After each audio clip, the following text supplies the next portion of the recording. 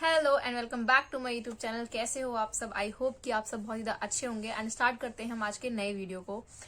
आज का ये नया वीडियो होने वाला है हमारे आर्म फोर्स मेडिकल कॉलेज जो कि पुणे में है।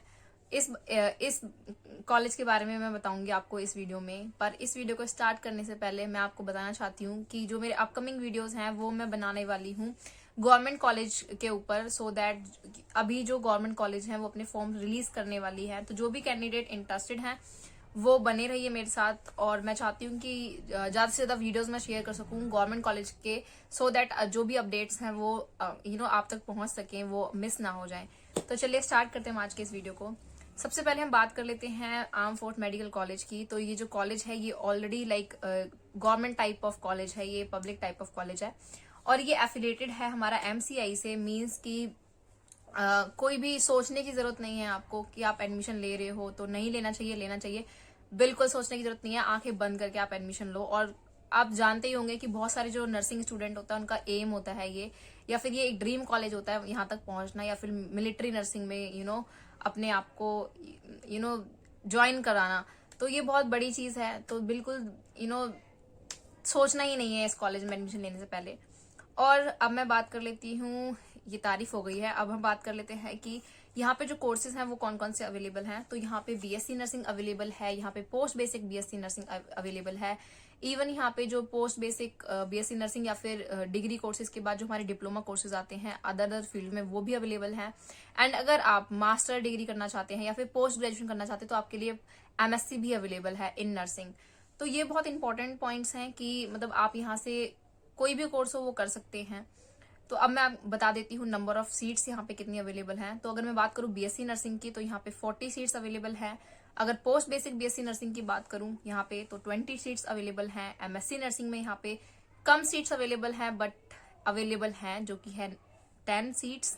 इसके अलावा अगर बात करें ओटी रूम की या फिर ओटी रूम जो नर्सिंग होती है, इसमें क्या होता है कि जो नर्सेज होती हैं जो सर्जरी के दौरान या सर्जरी से पहले या सर्जरी के बाद पेशेंट के साथ रहती है थोड़े टाइम तक, मेनली फोकस करता है हमारा ड्यूरिंग दी सर्जरी की। सर्जरी के टाइम पे जो नर्स होती हैं वो डॉक्टर को असिस्ट करती है। तो इसके लिए प्रॉपर एक डिप्लोमा कोर्स अवेलेबल है यहाँ पे, जिसका नंबर ऑफ सीट्स हैं 8।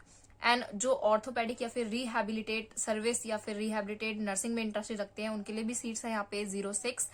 और जो ऑन्कोलॉजी नर्सिंग यानी कि जो नर्सेस कैंसरस पेशेंट के साथ डील करती हैं उनके लिए भी यहाँ पे सीट्स हैं 04। और जो नर्सेज कार्डियोवास्कुलर या फिर आई मीन नॉट कार्डियोवास्कुलर ये कार्डियोथोरेसिक या फिर सीटीवीएस नर्सिंग में इंटरेस्टेड हैं उनके लिए भी सीट्स अवेलेबल है 04, यानी कि 4 सीट्स अवेलेबल हैं।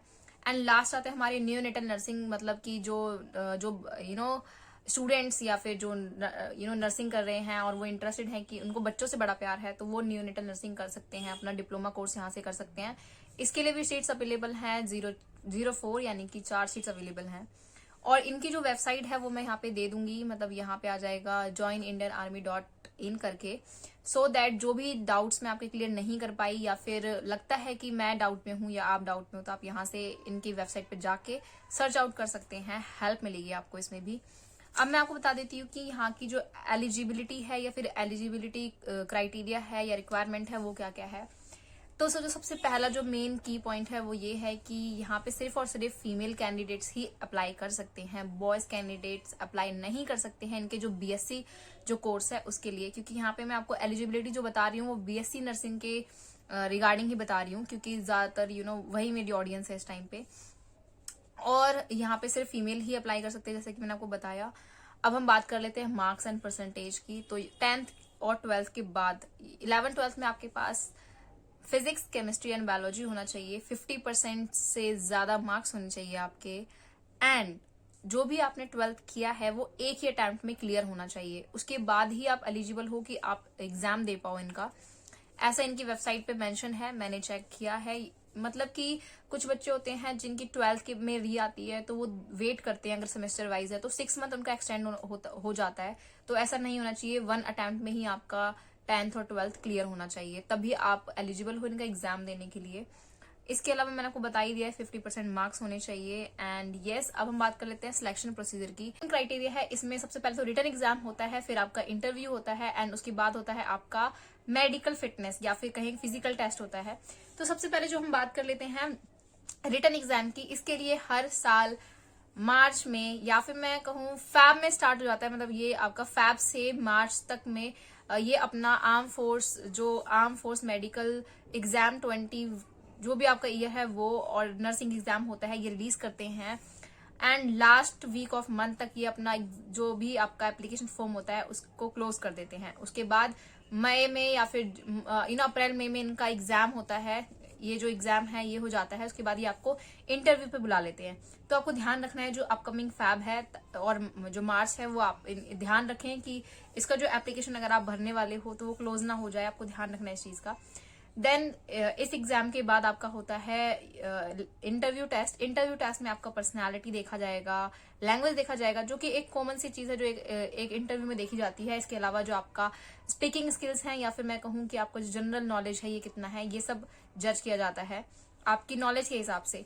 देन आता है हमारा लास्ट में मेडिकल फिटनेस या मैं कहूँ फिजिकल टेस्ट। इसमें जो फीमेल कैंडिडेट है उनकी हाइट 152 होनी चाहिए, और कुछ जैसे SC ST वगैरह होते हैं इनके लिए इनको थोड़ा सा रिलैक्सेशन भी दिया है, तो उनकी जो हाइट है वो 148 सेंटीमीटर तक हो सकती है।